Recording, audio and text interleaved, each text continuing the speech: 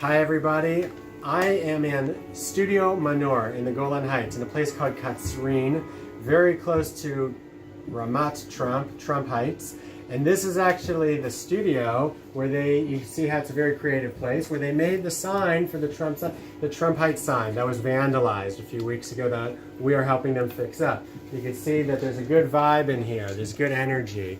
And so here in fact there's a story in everything. Let me show you the story of the Studio Manor that made the Trump sign, Trump Heights. So I was talking to one of the guys who actually made the sign, and he was telling me as follows. He said that he was commissioned by the city of Katsrin in the regional area in the Golan Heights to make the sign. And so he said, well, what kind of sign should it be? And he did some research. He looked online at signs, American signs. He felt that it should have an authentic American flavor.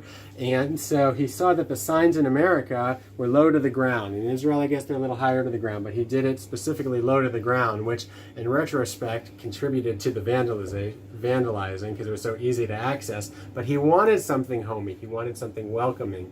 And he chose the font. You can see here the font is from the Trump Tower and some of the Trump properties, the same font that Trump used in his own real estate projects. The gold is because, again, that was a color that President Trump used to always like as well.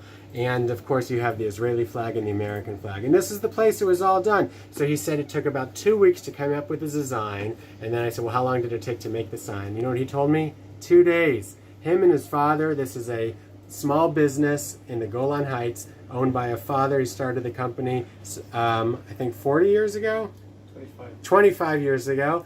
And his son is now working with him. They have a pretty interesting, pretty cool operation here. You can see they do a lot of the work in this area. The sign was made here in the Golan Heights, and the sign is being fixed here in the Golan Heights as well.